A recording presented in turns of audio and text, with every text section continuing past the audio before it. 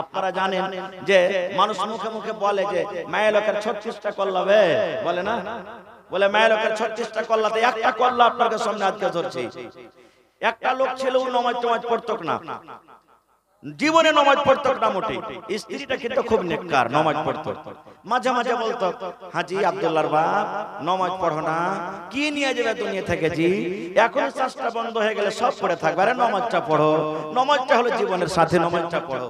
যখনই কথাটা বলে, আরে তুই পড়, মায়ের লোক যায় বেশি গুনাহগার পাপী, মায়ের লোককে নামাজ পড়তে হবে, মরদ না পড়লেও চলবে, এত কষ্ট করে খাইটা খুঁটে নিয়ে আসছি, আর নামাজ পড়বো তা তুই পড়। যখনই কথা বলে তখনই এই কথাটা বলে। আর একদিন বলছে, হাজি আব্দুল্লাহর বাপ নামাজ পড়ো না, তখন কি বলছে জানেন? আরে তুই নামাজ পড়, কান্দে পড়াতে ভ্যান ভ্যান ভ্যান ভ্যান করিস না তো, আমি আল্লাহকে বলে আল্লাহ আল্লাহ বলে 5 বার 10 বার করে দিনে ডাকছি, আমার আল্লাহ রাজি হয়ে যাবে। মেয়ে লোকটা তখন বলছে যে থাম রে লিসি লাগা, তুই আমার কথা শুনিস না, তোকে একটা ফান দেখাবো। এবার একদিনকার ঘটনা, ওর স্বামীটা ওকে বলছে যে কাসবাতে 6টা ট্রেন আছে, আমি কাঠিয়ার যাব, তো তুমি তো ফজরের নামাজ 5টার সময় পড়ে নিচ্ছ, 4:30 5টাতে নামাজ পড়ে তুমি কিন্তু ঘুমায়ো না, আমার জন্য নাস্তা পানি করবে, আর যে মানে 5টা বাজবে আমাকে তুমি উঠিয়ে দিও, নাস্তা পানি করে আমি কাঠিয়ার চলে যাব। মেয়ে লোকটা বলছে স্ত্রীটা যে ঠিক আছে লিস্টি লাগা, এই তালে তাল তোকে আমি এখন মজা দেখাচ্ছি। এই মেয়ে লোকটা নামাজ টামাজ পড়ে ওর স্বামীর জন্য নাস্তা না বানিয়ে ওকে না উঠি আবার ঘুমিয়ে গেছে। ঘুমিয়ে গেছে। বাবু সাহেব তো বলেছে যে 5টাতে উঠাই যা, 7টা বেলাতে উঠে অভ্যাস আছে।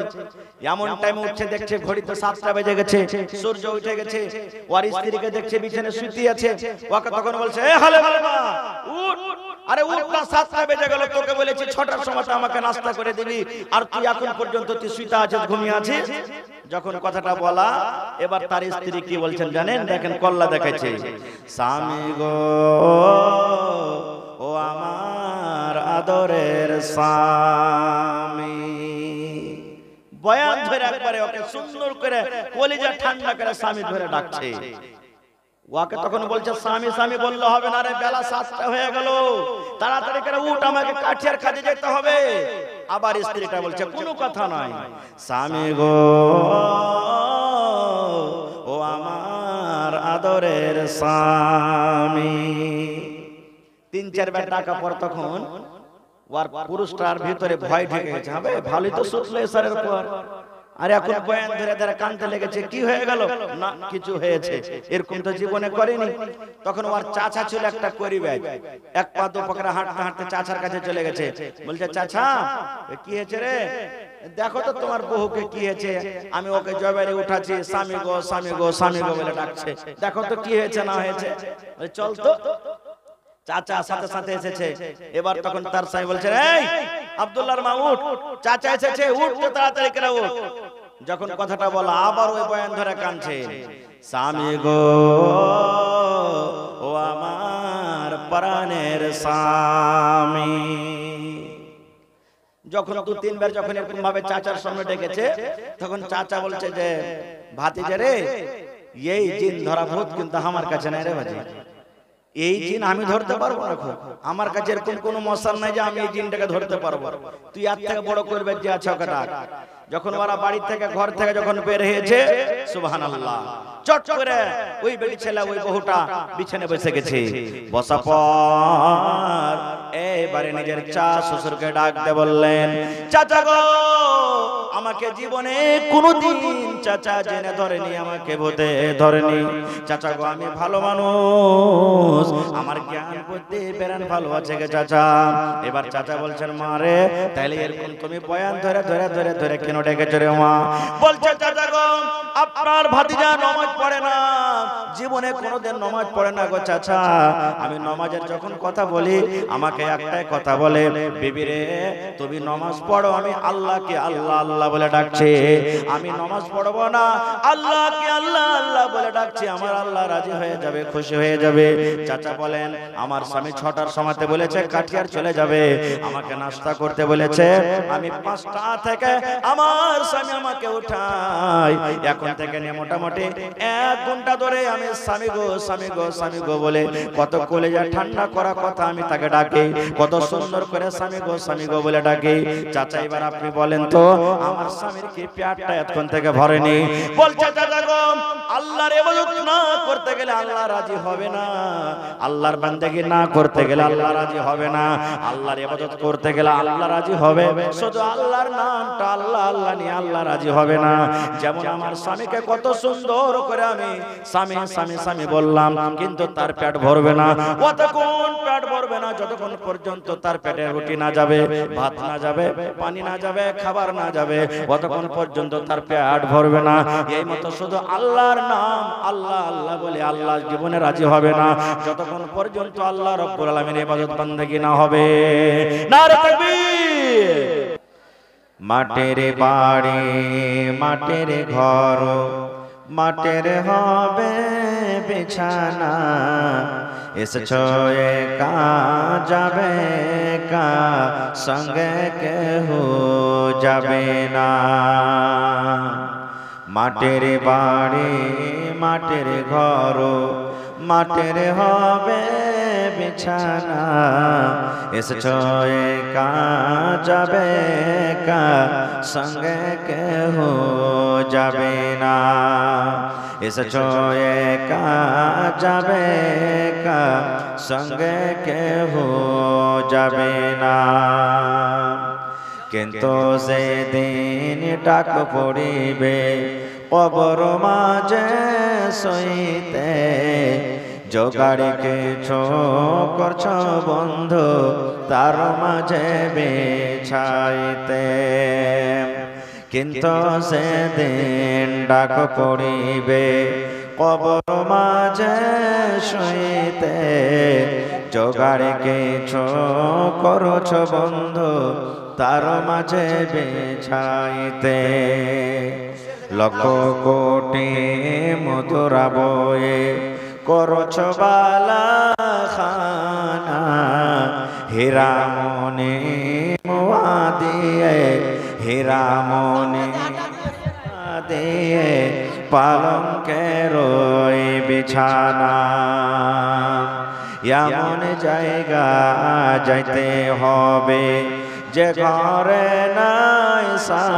वीडियो बनाने वाले भाई लोगों से गुजारिश है मुकर्रिर के सामने से अपना मोबाइल हटा लीजिए, चंदा देने वालों को दिक्कत होती है, बड़ी परेशानी होती है। आप लोग हमारा ख्याल रखें तब हम आपका ख्याल रख सकते हैं। जलसा को डिस्टर्ब न कीजिए बराए मेहरबानी, आप लोग अपना काम साइड से कीजिए, जबरदस्ती हटाने पर मजबूर मत कीजिए। घरे রইতে হবে যে ঘরে নাই বাতি, দাদা গেছেন বাবা গেছেন কেউ তো ফিরে এলো না, দাদা গেছেন বাবা গেছেন কেউ তো ফিরে এলো না, এমনি ভাবে যাইতে হবে তোরা কেন বুঝিস না, এমনি ভাবে যাইতে হবে তোরা কেন বুঝিস না। সাদের ছেলে চলিয়া যাবে আর তো আপা ডাকবে না, পরনের বিবি চলে যাবে আর তো ঘরে ফিরবে না। সাদের ছেলে চলে যাবে আর তো আপা ডাকবে না, পরনের বিবি চলে যাবে আর তো ঘরে ফিরবে না। মাটির বাড়ি মাটির ঘর মাটির হবে বিছানা, এসেছো একা যাবে কা সঙ্গে কেহ যাবে না। এ ভাই আপনারা কে নিচে করতে কইছে, নিচে করেন না যে ভাই, ওদিকে তোমরা যদি মানুষের উপরে যদি উঠতে করবে তো ওরা কেমন করে দেখবে? হ্যাঁ আল্লাহ নিচে করো না, হ্যাঁ? কুরসিতে মানুষ যদি পয়সা দেখতে না পায়, হ্যাঁ? নিচে করো, নিচে করো।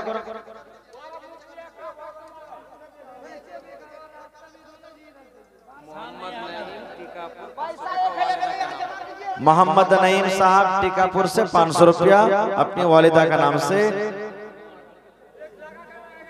একজন ভাই আমার 400, একজন 50, এটা আপনি দিলেন।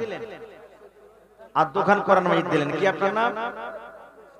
আব্দুস সামাদ, 400 টাকা গাড়িয়াঘাট থেকে। মাশাআল্লাহ, এই দেখেন 400 দোকান করার মাঝে দান করেছেন। আল্লাহ তার দান তুমি কবুল করে নাও। হ্যাঁ, আর একজন আমার ভাই 500 টাকা দান করলেন। মাশাআল্লাহ। তো আচ্ছা, কুশিয়ার থেকে মহসিন লেতা হয় 500 টাকা। মাশাআল্লাহ, আল্লাহ তার দানকে তুমি কবুল করে নাও। দান দেবে আপনারা ওক্তায়েন না, আমি আপনাদের সামনে কিছু বলবো, তারপর আপনাদের দান দেব ইনশাআল্লাহ। আর এই আবু তালেব ভাই ভালো আছেন জি? তো 500 টাকা দিয়ে চলে গেলেন। হ্যাঁ আল্লাহ, হ্যাঁ আর পারবেন না? হবে কিছু আর এক ঘন্টা হবে না? আচ্ছা চলেন। আবু তালেব ভাই আমার লাল বিহারি থেকে 500 কটি 50 কিলো। আবু তালেব 50 কিলো মাকই লাল বিহারি বাড়ি লিখে দেন। এ ভাই তোমরা নিচে করো না জি, নিচে করো না জি। হ্যাঁ আল্লাহ, এই লাগি তোমরা কে লাগাইতে দেন না সব জায়গাতে, বুঝতে পারলে? তোমরা বসে যাও, বসে বসে টিপটাপ করো, বসে যাও, এই বসে যাও, বসে বসে টিপটাপ করো। সমস্ত তারিফ ও গুণগান সেই মহান আল্লাহ তাবারাক ওয়া তাআলার জন্য, যে মহান আল্লাহ তাবারাক ওয়া তাআলা আজকে আমাদেরকে এই তরুণাবাড়ির মাদ্রাসার জালসার পিন্ডালের তলাতে একত্রিত হয়ে বসে কিছু বলার ও শোনার তৌফিক দিয়েছেন। তাই আমরা সে আল্লাহর প্রশংসা করি।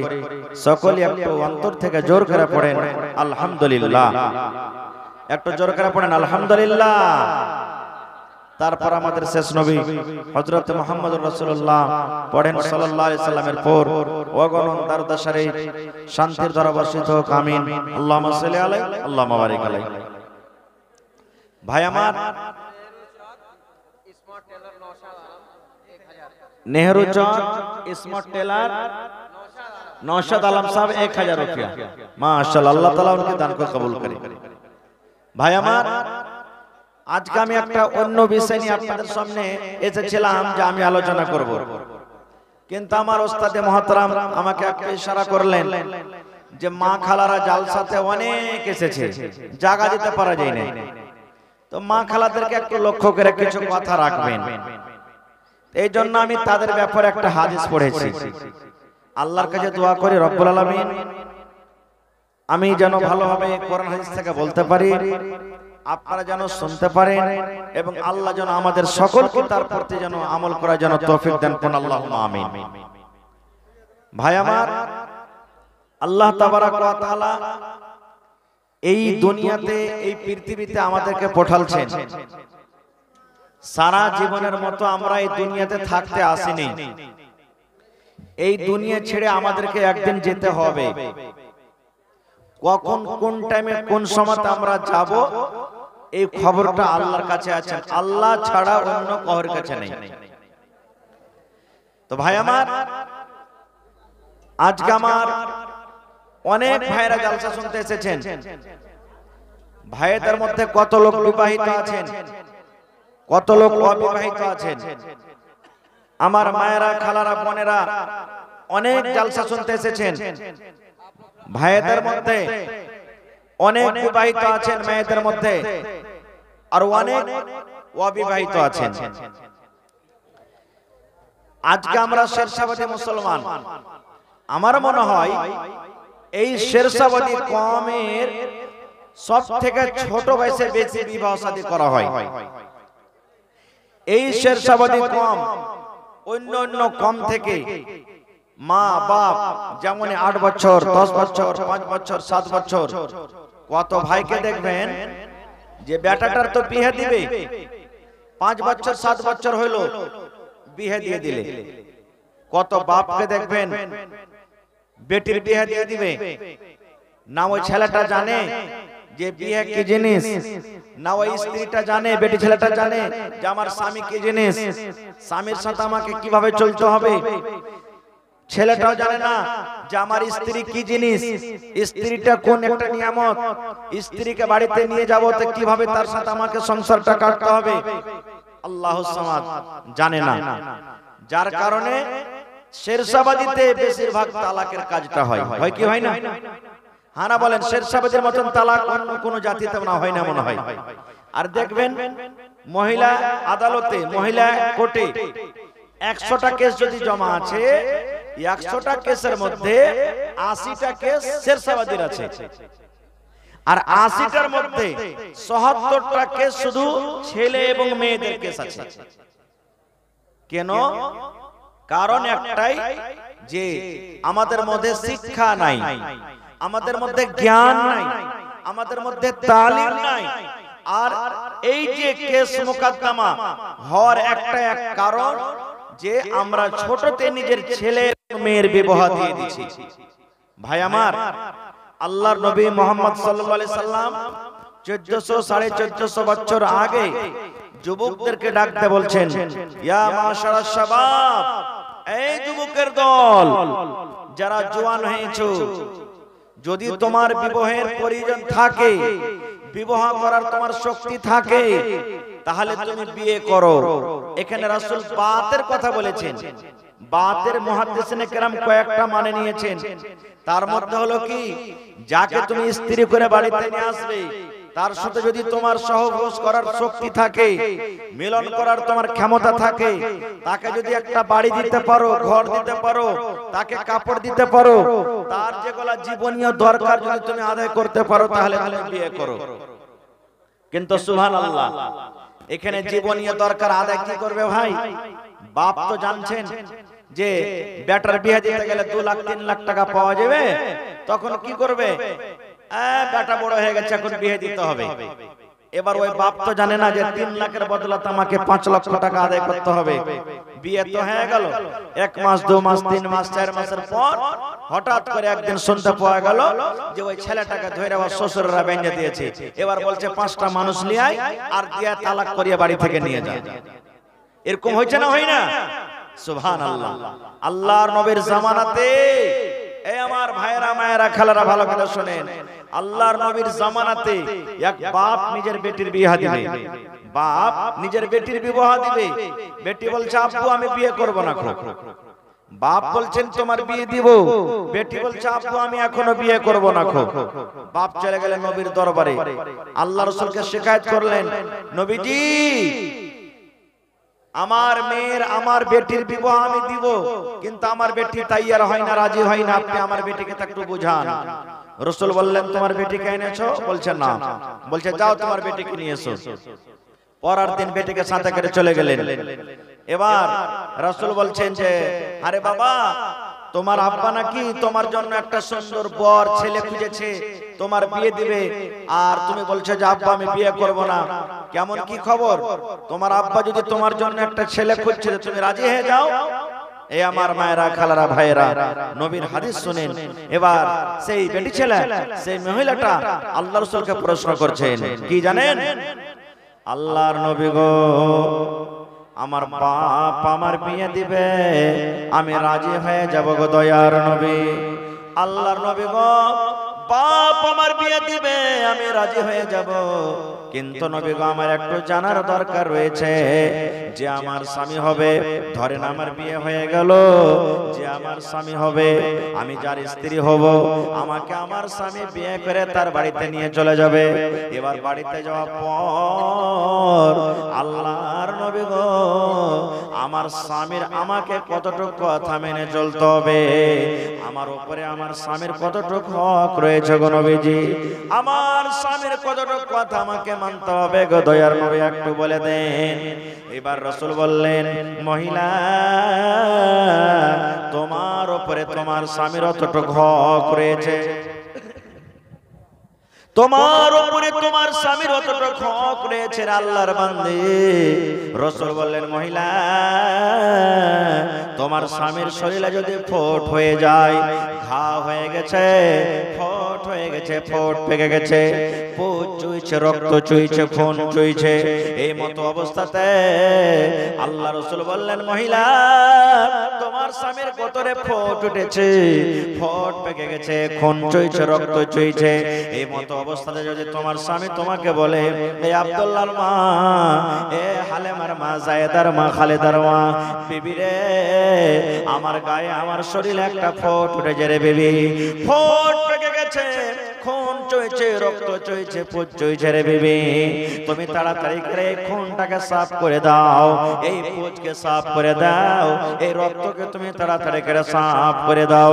আল্লাহ রাসূল বলেছেন এ মহিলা তোমার স্বামী যদি তোমাকে বলে বিবি রে তুমি পানি দিয়ে সাফ করতে পাবে না, তুমি রক্তকে পানি দিয়ে সাফ করতে পাবে না, তোলা দিয়ে সাফ করতে পাবে না, কাপড় দিয়ে তুমি সাফ করতে পাবে না রে বিবি, আল্লাহ রাব্বুল আলামিন তোমাকে জিহ্বা দান করেছেন, তুমি জিহ্বা দিয়ে চেটে চেটে চেটে চেটে তুমি খুনকে সাফ করে দাও। আল্লাহ রাসূল বলেছেন মহিলা তোমার স্বামী যদি তোমাকে বলে বিবি রে আমার শরীরে ঘা হয়েছে রে বিবি, আমার শরীরে ফোট উঠেছে, তুমি জিহ্বা দিয়ে চেটে চেটে চেটে চেটে তুমি ঘাকে সাফ করে দাও, তুমি জিহ্বা দিয়ে চেটে চেটে চেটে তুমি রক্তকে সাফ করে দাও। রাসূল বলেছেন মহিলা তোমার স্বামী যদি তোমাকে এরকম ভাবে আদেশ করে ইনকার করতে পাবে না, ইনকার করতে পাবে না, ইনকার করতে পাবে না, তোমাকে জিহ্বা দিয়ে চেটে চেটে চেটে তোমাকে সাফ করতে হবে। নারে তাকবীর, সুবহানাল্লাহ।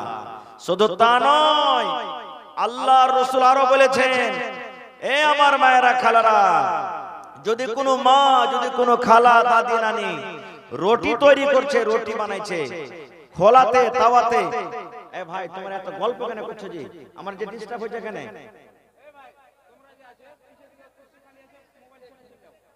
এত কেন তোমরা ডিস্টার্ব করছো?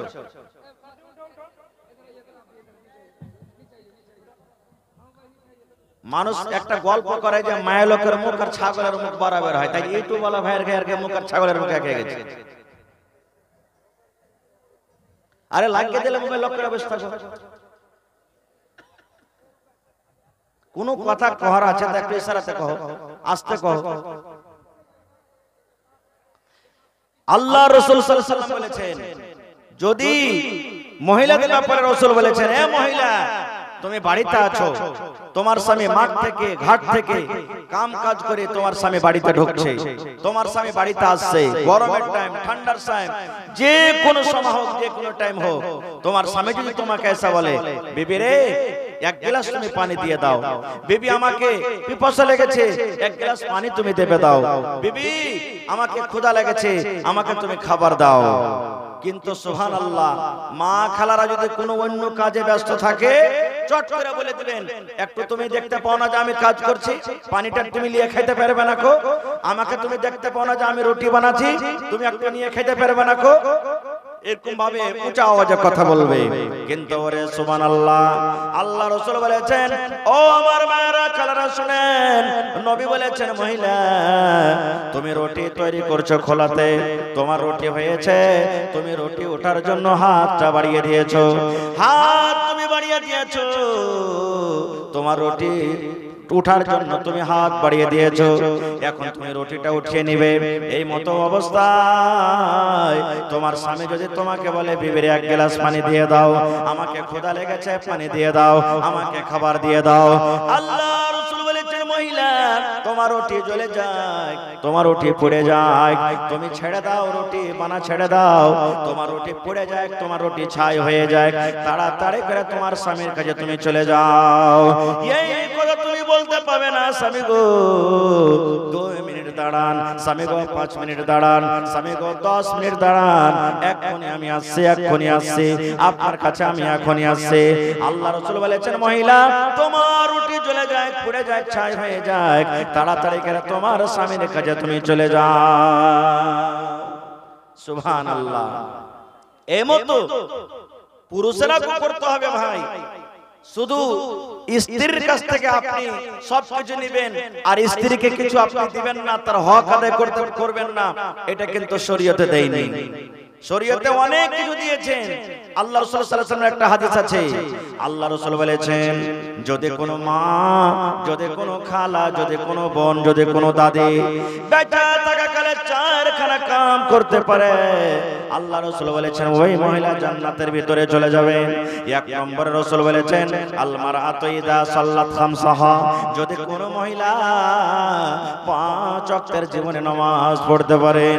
দুই নম্বরে রাসূল বলেছেন ওয়া সামাত শাহরাহা, রমজান মাসের যদি 1 মাস রোজা রাখতে পারে।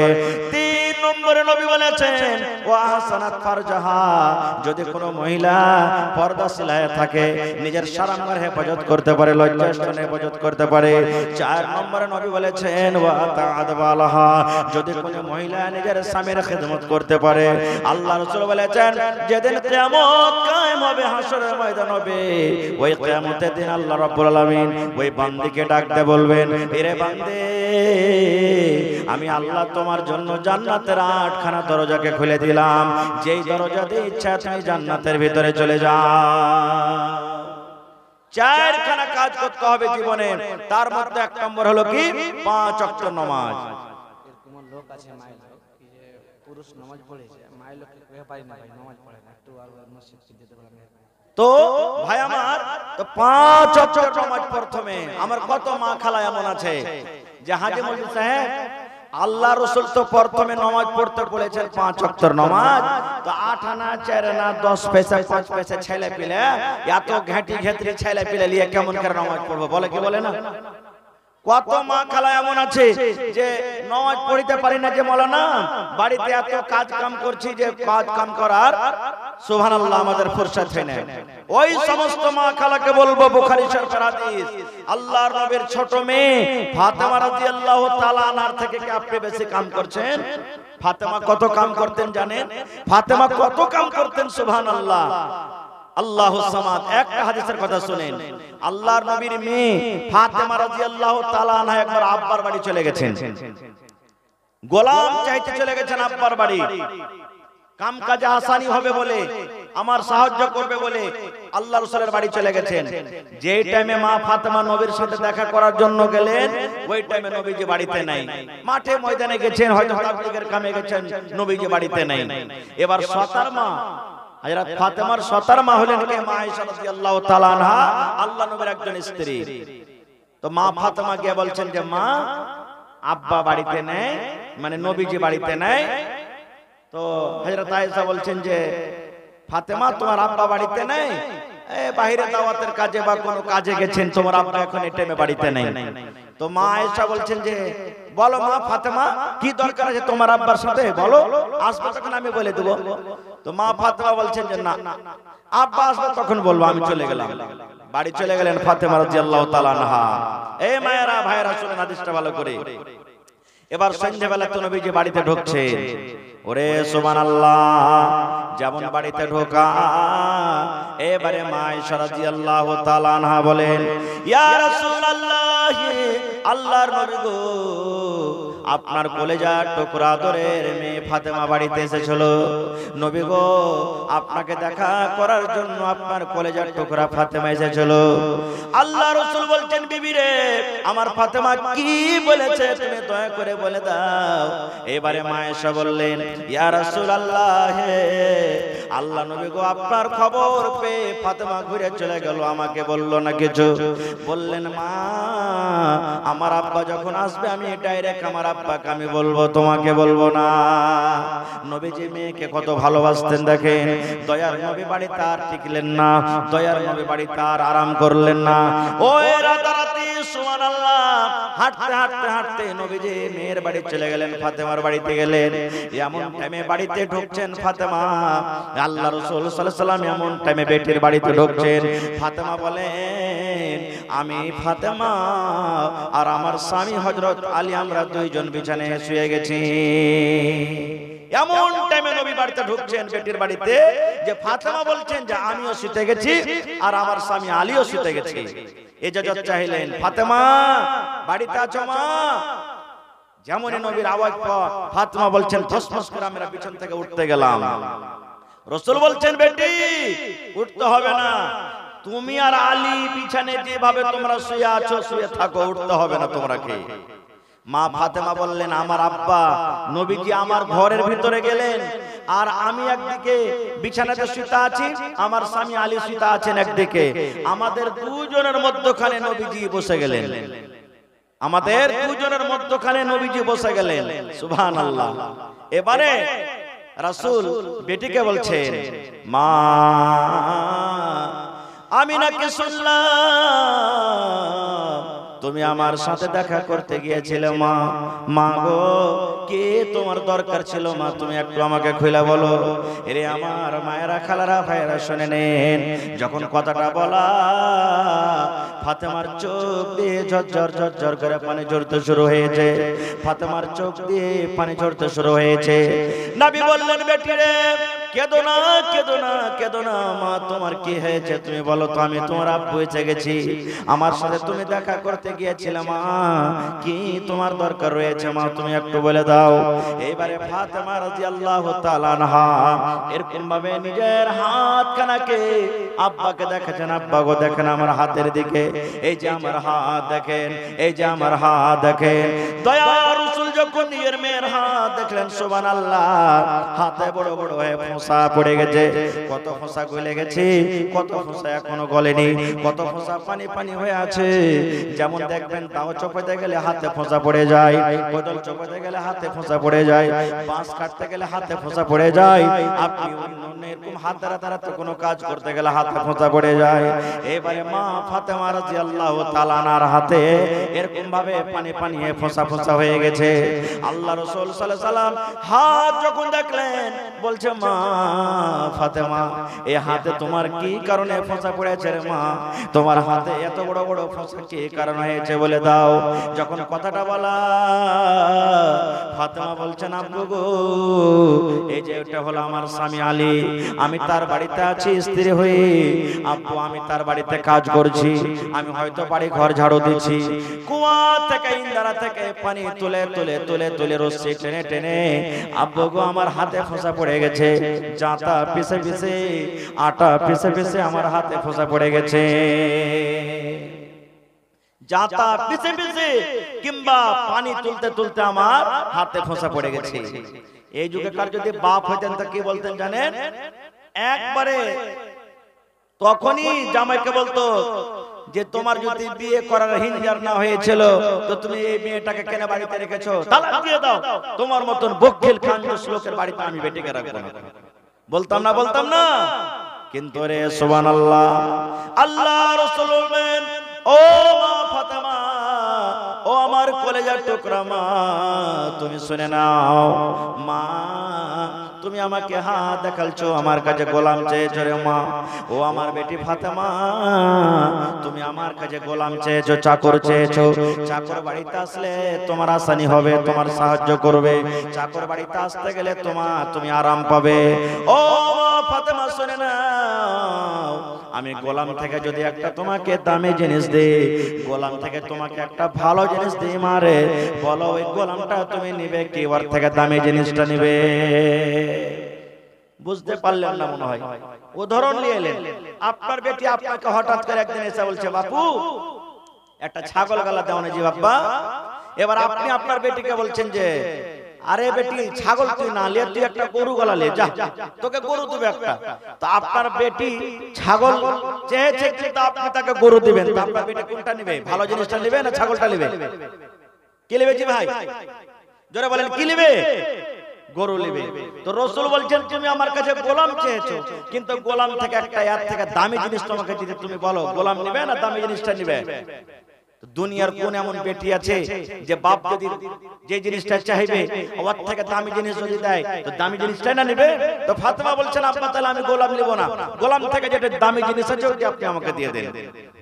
যখন কথাটা বলা সুবহানাল্লাহ, এবারে নবী বললেন ও ফাতেমা তুমি শুনে নাও, এশারের নামাজের পর যখন তুমি বিছানায় ঘুমাতে যাবে, এশারের নামাজের পর যখন তুমি বিছানায় ঘুমাতে যাবে, যখন তুমি বিছানায় ঘুমাতে যাবে, বিছানায় ঘুমার আগে আগে, বালিশে মাথা দেওয়ার আগে আগে মারে তোমাকে তিনখানা আমি দোয়া শিখিয়ে যাই, তোমাকে তিনখানা আমি তোমাকে তাসবিহ দিয়ে যাই। সুবহানাল্লাহ সুবহানাল্লাহ সুবহানাল্লাহ সুবহানাল্লাহ 33 বার, আলহামদুলিল্লাহ আলহামদুলিল্লাহ আলহামদুলিল্লাহ আলহামদুলিল্লাহ 33 বার, আল্লাহু আকবার আল্লাহু আকবার আল্লাহু আকবার আল্লাহু আকবার 34 বার। রাসূল বললেন, ও মা, ও আমার কলিজার টুকরা ফাতেমা, বিছানায় ঘুমার আগে আগে এশারের নামাজের পর 33 বার সুবহানাল্লাহ, 33 বার আলহামদুলিল্লাহ আর 34 বার যদি তুমি আল্লাহু আকবার পড়তে পারো মা, তাহলে আল্লাহ রাব্বুল আলামিনের নিকটে, আল্লাহ রাব্বুল আলামিনের কাছে একটা গোলাম থেকে বেশি ভালো দামি। সুবহানাল্লাহ।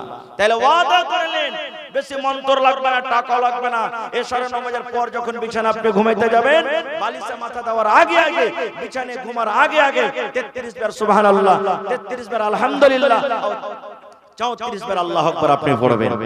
তা আমি কেন এই কথাটা বললাম জানেন? এই হাদিসটা কেন আপনাকে শোনালাম? এই জন্য শোনালাম, এই আমার মায়েরা খালারা বলবে যে মাওলানা বাড়িতে কামকাজ করার কারণে নামাজ পড়তে পারি না। মা ফাতেমা এত বাড়িতে কাম করতেন যে তার হাতে ফোঁসা পড়ে গেছে, কিন্তু রাসূল তাও তাকে বলেনি যে তুমি নামাজ পড়িও না। কত মা খালা এমন আছে যে স্বামী নামাজ পড়বে আর পুরুষটা নামাজ, স্বামী নামাজ পড়বে স্ত্রী পড়বে না, আর কত লোক আছে যে স্ত্রীটা পড়বে স্বামী পড়বে না। এরকম আছে না নাই? হানা বলেন আছে না নাই?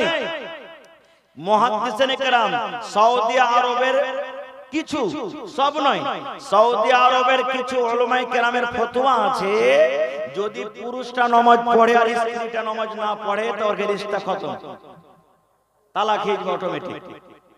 স্ত্রীটা নামাজ পড়ছে, পুরুষটা নামাজ পড়ে না, তা তালাক হয়ে যাবে। সৌদি আরবের কিছু উলামার ফতোয়া আছে এটা। এবার আপনি বুঝে দেখেন যে নামাজটা কি জিনিস। নামাজের ফজিলত আল্লাহ বাঁচিয়ে রাখে, ইনশাআল্লাহ কোন জালসাতে বলবো। তবে মা খালারা নিজের স্বামীকে যদি লাইনে নিয়ে আসতে চায়, মা খালারা নিজের স্বামীকে যদি হেদায়েতের পথে নিয়ে আসতে গিয়ে কোনো বাহানা ছল করে তে শরীয়তে জায়েজ আছে। তো চারটার মধ্যে সর্বপ্রথম কাম হলো কি, যে 5 ওয়াক্ত নামাজ পড়তে হবে। শুধু পুরুষেরা নামাজ পড়তে হবে কিংবা মহিলাকে তা নয়, পৃথিবীতে যত মুসলমান আছে সমস্ত লোকের উপরে আল্লাহ নামাজটাকে ফরজ করে দিয়েছেন, সমস্ত লোককে নামাজ ফরজ করে দিয়েছেন। ভাই আমার, এই নামাজ তো 50 ওয়াক্তের ছিল রে ভাই, আল্লাহ কমাতে কমাতে 5 ওয়াক্তের আল্লাহ টেনে নিয়ে এসেছেন। যখন 5 ওয়াক্ত নামাজ হয়ে গেল, নবীজি আফসোস করে বলছেন, আল্লাহ যদি আমি মুসার কথা না শুনে আল্লাহ তোমার দরবারে না যেতাম, আমি আমার উম্মতের জন্য 50 ওয়াক্তের নামাজ নিয়ে যেতাম, আমার নামাজের, আমার উম্মতের নেকির কোনো অভাব হতো না। এবারে আল্লাহ তাআলা কি এলান করে দিলেন জানেন? কি খুশখবরি দিয়ে দিলেন রে? সুবহানাল্লাহ। আল্লাহ তাবারাক ওয়া তাআলা এবারে নবীকে ডাক দিয়ে বলছেন, ও আমার নবী, ও আমার হাবিব, আপনি চিন্তা করিয়েন না, আপনি হোশ হারায়েন না, নিরাশ হয়ে যায়েন না, মন ভেঙে দিয়েন না গো নবীজি। আমি আল্লাহ রাব্বুল আলামিন আপনার উম্মতের উপরে 50 ওয়াক্তের নামাজ ফরজ করেছিলাম, কিন্তু কমাতে কমাতে কমাতে আমি 45 ওয়াক্তের নামাজ কমিয়ে দিয়েছি, 5 ওয়াক্তের মাত্র আমি নামাজটাকে রেখেছি। আল্লাহ বলেন, নবী গো, আমি নামাজ কমিয়ে দিয়েছি, কিন্তু নামাজ পড়ে যেটা নেকি হয় আমি আল্লাহ কমাইনি। নবী গো, জান জান আপনি আপনার উম্মতকে এলান করে দেন, যদি আপনার উম্মত 5 ওয়াক্তের নামাজ আদায় করে, 5 ওয়াক্তের নামাজ পড়ে, আমি আল্লাহ রাব্বুল আলামিন এত দয়াবান, আমি 50 ওয়াক্তের নামাজ পড়ে জানি কি হয়, আমি 5 ওয়াক্তের নামাজ আমি দান করলাম। যাও যাও, আপনার উম্মত যদি কোনো মানুষ এক টাইমের নামাজ আদায় করে, আমি আল্লাহ 10 ওয়াক্তের নামাজ পড়ে জানি কি হয় দান করব। আপনার উম্মত যদি 2 ওয়াক্তের নামাজ আদায় করে, 20 ওয়াক্তের নামাজ পড়ে জানি কি হয় আমি আল্লাহ তাকে দান করব। আপনার উম্মত যদি 5 ওয়াক্তের নামাজ আদায় করে, আমি আল্লাহ রাব্বুল আলামিন 50 ওয়াক্তের নামাজ পড়ে জানি কি হয়, আমি 5 ওয়াক্তের নামাজ আমি আল্লাহ তাআলা নেকি দান করলাম। নারে তাকবীর, আল্লাহু আকবার। যাকাতুল্লাহ 500 টাকা। মাশাআল্লাহ। আর একটা হাদিসের কথা আমি বলে দিই, তারপরে ইনশাআল্লাহ নিজের আমি লাইনটাকে একটু কেটে দেব। আমার মায়েরা খালারা কথাতে কথাতে স্বামীর নাশকরি করে থাকে, কথাতে কথাতে মায়েরা খালারা, স্বামী হলো আপনার জন্য একটা খুব বড় নিয়ামত, আর স্ত্রী হলো স্বামীর জন্য একটা খুব বড় নিয়ামত। আল্লাহ বাচ্চারাকে ইনশাআল্লাহ উদাহরণ দিয়ে দিয়ে আপনাকে কোন জালসাতে বোঝাবো। তবে মা খালারা যেই গুনার কারণে, পাপের কারণে রাসূল বলেছেন জাহান্নামের আগুনে দেখেছি, ওই পাপ দুটো আপনাদের সামনে শুধু আমি বয়ান করব। বুখারী শরীফের হাদিস, আল্লাহর নবী সাল্লাল্লাহু আলাইহি সাল্লাম ঈদের নামাজ কিংবা বকরা ঈদের নামাজ পড়ার জন্য ঈদগাহের মাঠে গেছেন। আপনাদের এলাকাতে মহিলারা ঈদ বকরা ঈদের নামাজ মসজিদে পড়ছেন, ঈদগাহে কোথায় পড়ছেন? মসজিদে পড়ছেন, কিন্তু ঈদগাহে নিয়ে যেতে হবে, ব্যবস্থা করতে হবে। ঈদগাহে রাসূলের যুগে মহিলারা নামাজ পড়তেন। এবার আজকে ম্যাকে কথা বলছি, অনেক দূর পর্যন্ত কথা যায়, আওয়াজ যায়। রাসূলের যুগে ম্যাক ছিল না, পুরুষের কাতার আগা দিকে, মহিলাদের লাইন, মহিলাদের কাতার পিছন দিকে। নবীজি যখন ওয়াজ শুরু করলেন, দেখলেন আহারে আমার আওয়াজ তো মহিলাদের কাছে যায় না। নবীজি বেলালকে বলছেন, বেলাল ওঠো আমার সাথে একটু। এবার নবীজি বেলালকে সাথে করে নিয়ে কাতার চিরে চিরে চিরে চিরে ওই পিছন দিকে যে মহিলারা বসে বসে নামাজ পড়লেন ওদের কাছে চলে গেলেন। যাওয়ার পর স্পেশাল ঈদের ময়দানে ঈদ বকরা ঈদের নামাজ পড়তে গিয়ে রাসূল মহিলাদেরকে ওয়াজ শুরু করে দিলেন, ইয়া মাশারান নিসাই তাসাদ্দাকনা ফাইন্নী উরিতুকুন্না আকসারা আহলিন নার। আয় আমার মায়েরা খালারা শুনেন, দয়ার নবী ওয়াজ শুরু করে দিলেন, ইয়া মাশারান নিসা, হে মহিলার দলেরা তোমরা দান করো, সাদকা করো। কেন না আমি নবী, আল্লাহ রাব্বুল আলামিন যেদিন আমি মেরাজে গিয়েছিলাম, আল্লাহ তাবারাক ওয়া তাআলা আমাকে বললেন, নবী গো আমি আপনার উম্মতের জন্য জান্নাত তৈরি করেছি, যান একটু জান্নাত দেখেছেন। আমি জান্নাত ঘুরে ঘুরে দেখলাম। তারপর আল্লাহ তাবারাক ওয়া তাআলা আমাকে আদেশ করলেন, ও আমার নবী আপনার পাপী গুনাহগার উম্মতের জন্য আমি আল্লাহ জাহান্নাম তৈরি করেছি, যান যান একটু জাহান্নাম দেখেছেন। এবার রাসূল বললেন, আমি জাহান্নাম দেখতে চলে গেলাম। ওরে সুবহানাল্লাহ, জাহান্নামে যেমনই আমি নজর করলাম, ওই জাহান্নামের ভিতরে শুধু মহিলার দলেরা জাহান্নামে হাওমাও করে চিৎকার করছে। ওই জাহান্নামে পড়ে পড়ে মহিলারা কাঁদছে, যত নারীরা জাহান্নামে কাঁদছে, হাওমাও করে কাঁদছে, আল্লাহ বাঁচাও, মা মরে গেলাম, মা মরে গেলাম। আল্লাহর কষ্ট সহ্য হয় না, আল্লাহ বাঁচাও, আল্লাহ বাঁচাও, আল্লাহ বাঁচাও। আর জাহান্নামের আগুন সহ্য হয় না। রাসূল বললেন, মহিলা তোমরা দান যদি করো, আল্লাহ রাব্বুল আলামিন তোমাদেরকে জাহান্নামের আগুন থেকে বাঁচিয়ে নেবে। যখন রাসূল বললেন, মহিলা তোমাদেরকে দুটা গুনার কারণে আমি জাহান্নামের আগুন দেখলাম, একজন মহিলা তার হ্যাঁ বলছেন, ওয়া বিমা ইয়া রাসূলুল্লাহ, আল্লাহ রাসূল গো একটুখানি আপনি দয়া করে বলে দেন তো। আপনি বলেন মহিলাকে আমি জাহান্নামের আগুনে দেখলাম। নবী গো মহিলারা কোন এমন পাপ করে, নারীরা কোন এমন গুনাহ করে, কোন পাপের কারণে, কোন গুনার কারণে আপনি জাহান্নামের আগুনে দেখলেন? নবী গো একটু দয়া করে বলেন মহিলারা কোন জীবনে এমন পাপ করে, কোন জীবনে গুনাহ আছে, সেই গুনার উপরে আল্লাহ নারাজ হয়ে তাদেরকে জাহান্নামের আগুনে দেয়। নবী গো একটু দয়া করে বলেন গুনাহগুলো কি? আল্লাহ রাসূল বলেন, মহিলারে মাত্র তোমরা জীবনে দুটা করে গুনাহ বেশি করে করে থাকো।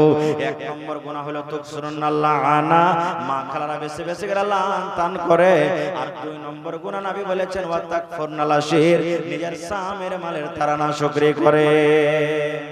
এক নম্বরে লালতান, দুই নম্বরে নিজের স্বামীর মালের নাশকরি। এই দুটো গুনার কারণে রাসূল বলেছেন আমি তোমাদেরকে জাহান্নামের আগুনে দেখেছি। গুনাহ দুটো কি? লালতান কাকে বলে? নাশকরি কিভাবে করে? আল্লাহ বাচ্চা রাখে, ইনশাআল্লাহ এই বিষয়ে কোনোদিন কথা বলবো। তবে রাসূল বললেন যে দান করো, কারণ তোমাদেরকে জাহান্নামের আগুনে পুড়তে দেখেছি। তোমরা যদি দান করো, তোমাদের দ্বারাতে যে দুটা করে ভুল হয়ে যায়, আল্লাহ তাবারাক ওয়া তাআলা দানের বিনিময়ে তোমাদেরকে জাহান্নামের আগুন থেকে বাঁচিয়ে নেবে।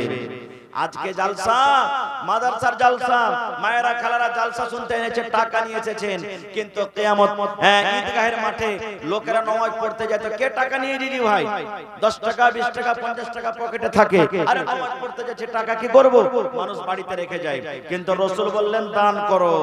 ওরে সুবহানাল্লাহ, এ আমার মায়েরা খালারা শুনেন, হযরত বেলাল বললেন আমি তলিয়া বিছিয়ে দিলাম, আমি গামছা বিছিয়ে দিলাম, আমি রুমাল বিছিয়ে দিলাম। ও ঈদগাহের ময়দানে সুবহানাল্লাহ এবার মায়েরা খালারা নিজের দান শুরু করে দিলেন। কে টাকা দিয়ে দিলেন, কে দিনার দিয়ে দিলেন, কে দিরহাম দিয়ে দিলেন।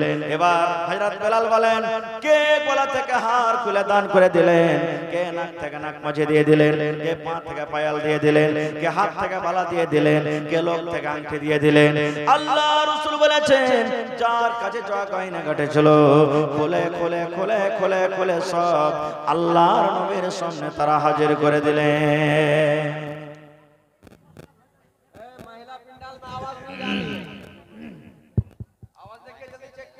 बाजार अवस्था खूब खराब मौलाना। मैक ऑपरेटर आप इसको ध्यान दें, महिला पिंडाल में बिल्कुल आवाज नहीं है। अगर वहां तक आवाज नहीं पहुंचेगी तो फिर ये हमारा प्रोग्राम नाकाम होगा। इसलिए बाजा का साथ देना बहुत ही जरूरी है, इसलिए आप वहां ध्यान दें। और इस मदरसे के जो बड़े बड़े तलबा हैं वो लोग स्टेज पर आए, आपके सदर साहब इंतजार कर रहे हैं, कुछ काम है। और आप लोग बिल्कुल शांति से सुने बैठे रहे, इसी तरह से बैठे रहे। बिल्कुल आखिर में आप चतुर्वेदी साहब को भी सुनेंगे, इसलिए आप बिल्कुल। और एक खास मुकर्रिर इमामुल हक साहब जो झारखंड से आए हुए हैं, जिनका नाम नहीं था लेकिन बाद में यहाँ के नौजवान कमेटी ने उनसे राब्ता करके, चूँकि बहुत ही निराला अंदाज में तकरीर करते हैं जिसे हर कोई सुनना पसंद करेंगे, उनको सुने बगैर आप अगर जाते हैं तो फिर बाद में पछतावा होगा। पहली बार इस इलाके में आ रहे हैं मौलाना इमामुल हक साहब, इसलिए आप उन्हें सुनेंगे जरूर। तो अभी हमारे शेख साहब अभी चंदा करेंगे और उसके बाद चंद ही मिनटों में फिर आगे का प्रोग्राम भी इंशाअल्लाह आपको सुनाया जाएगा। तो ওয়াজ আপনারা শুনলেন, আলহামদুলিল্লাহ। বসে বসে আমার পর আবার ওয়াজ হবে। এই বিষয় নিয়ে আবার কোনোদিন আলোচনা করব। তবে আমি আমার মা, খালা, দাদি, নানি, যত জালসার পিন্ডালের তলাতে আমার ভাইয়েরা নানারা আছেন, আল্লাহর ওয়াস্তে এই মাদ্রাসার জন্য, আপনারা এই কোরআনের জন্য একটু আপনারা এগিয়ে আসেন। আর 500, 1000, 2000, 1000, 10, 20, 100, 200 যে যা পারবেন আপনারা 10 থেকে 15 মিনিটের মধ্যে নিজের নিজের নিজের নিজের দান টাকা আপনারা দিয়ে ছেড়ে দেন। আসেন। আর এই আমার নানাজান আলহাজ হাজিকুল ইসলাম সাহেব, আমি চিনি ছোট থেকে, আসা যাওয়া তার বাড়ি, যাওয়া আসা আল্লাহ রহমতে চিনি, খুব মানে সম্মান দেয়। আল্লাহ হায়াতে রেখেছেন, দোয়া করছি আল্লাহ যতদিন শক্তি রেখেছেন আল্লাহ যেন সহি সালামত রাখেন।